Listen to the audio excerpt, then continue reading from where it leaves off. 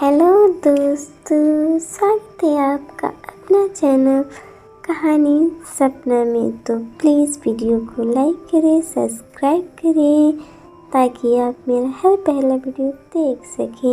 आने की थी और बेचारी राधिका अपने कमरे में बैठकर यह सोच रही थी कि परसों होली है। अभी तक ने राघव ने फ़ोन भी नहीं किया कि वो पैसे कब भेजेगा। बच्चों के लिए नए कपड़े, गुलाल, पिचकारियाँ, रंग खरीदना है।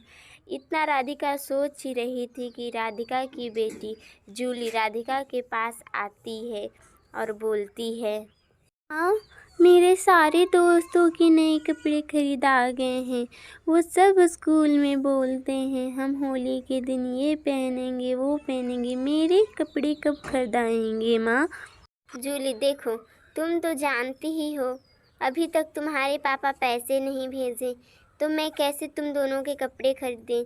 जाओ बेटी खेलने। राधिका जूली को खेलने भेज देती है और राघव के पास फ़ोन लगाने लगती है। जब राधिका राघव के पास फ़ोन लगा रही थी तो कुछ ही देर में राधिका की पड़ोसन मंटू इधर राधिका के घर आती है और राधिका से बोलती है, हाँ, मैं आज मार्केट जा रही हूँ। मैंने सोचा कि तुम भी मेरे साथ चलो रोहन और जूली के कपड़े खरीदने लिए। राधिका बोली, दीदी अभी तक राघव ने पैसा ही नहीं भेजा कि बच्चों के नए कपड़े, गुलाल, पिचकारियाँ खरीदा जाए कि वो खेलें।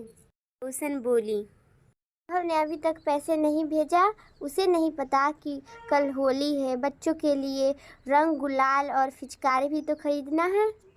तो आप ठीक ही कह रही हैं, पर मेरे पास पैसे नहीं हैं। आप ही जाइए मार्केट बच्चों के नए कपड़े खरीदने। राधिका की पड़ोसन अपने बच्चों के लिए नए कपड़े खरीदने चली जाती है और राधिका इधर बच्चों के नए कपड़े खरीदने के लिए पैसे का इंतज़ाम कर रही थी कि बच्चों के नए कपड़े, गुलाल, पिचकारियाँ, रंग खरीद दिया जाए, ना कि वो होली के दिन अकेले मायूस बैठे। जब यह सोच ही रही थी तो राधिका को याद आता है कि उसके पास एक गुल्लक है, वह गुल्लक में पैसे डालती थी।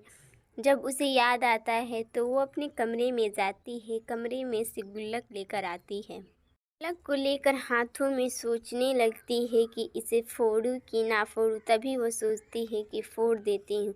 जब गुल्लक वो फोड़ती है तो गुल्लक की आवाज़ जब होता है तो यह सुन राधिका के बेटा रोहन वहाँ आता है और पूछता है, माँ, आपने यह गुल्लक क्यों फोड़ा?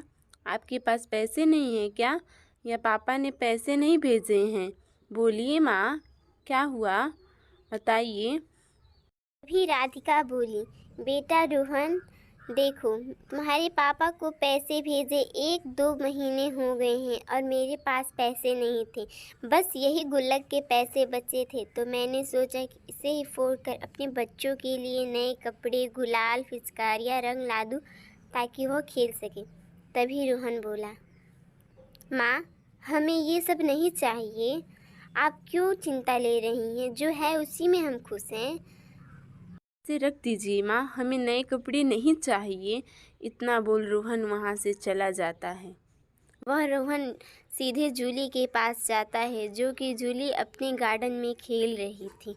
जब वह जाता है तो जूली को देखता है फुटबॉल खेल रही है, तो वो जूली को बुलाता है।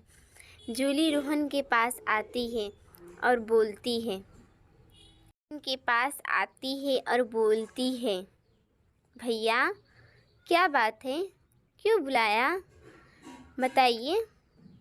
तब रोहन बोलता है, सोचने लगता है कि जूली को बताऊं या ना। रोहन जूली को सारी बातें बता देता है। यह सुन जूली अचंभ में पड़ जाती है और बोलती है, चलिए भैया माँ के पास। दोनों माँ के पास जाते हैं और बोलते हैं, माँ, हमें होली के लिए नए कपड़े, रंग, गुलाल और पिचकारियाँ नहीं चाहिए। हमारे पास जो हैं उसी से हम खुश हैं। यह सुन राधिका बोली, अरे मेरे बच्चों, तुम चिंता मत करो, मैं मार्केट जा रही हूँ। जब राधिका मार्केट जा रही थी तो एक बूढ़े को खाना के लिए पुकार उसके पास जाती है और बोलती है, क्या बात है बाबा, क्या हुआ, आपको क्यों भूख लगी है, घर पे खाना नहीं खाया? मैंने सोचा कि मुझे कोई कुछ खाने को देगा, पर कोई ले नहीं रहा था, इसलिए मैं बिना सोचे समझे राधिका उसे 500 रुपया देकर चली जाती। जब वो मार्केट से आती है तो बच्चों को इधर आ पूछती, इधर क्यों आ रहे हो? तभी बच्चे बोलते हैं, माँ आपने हमें तो पहले ही गिफ्ट दे दिया था, अगर जी आपने नहीं दिया तो कौन दिया? यह सुन राधिका अचंभे में पड़ जाती है और बच्चे सारी स्टोरी बताते हैं कि हम जब कमरे में बैठे थे तो किसी की आवाज़ आई, रोहन भैया बोले कि आओ, तो हमें लगा कि कोई आया है, तो हम और मोहित वहाँ पे गए। जब हम दोनों ने गए तो देखा कि अपने गार्डन में 3 थैले पड़े थे। यह देख जूली बोली, भैया ये मम्मी ने रखा है। नहीं, मुझे नहीं पता किसने रखा है, शायद मम्मी ने ही रखा है, इसीलिए तो वो हमें दिख नहीं रही है, सरप्राइज़ दिया है। यह सुन दोनों इधर उधर देखने लगी, पर राधिका किधर भी नहीं देखी, इसीलिए वह दौड़ कर देखे तो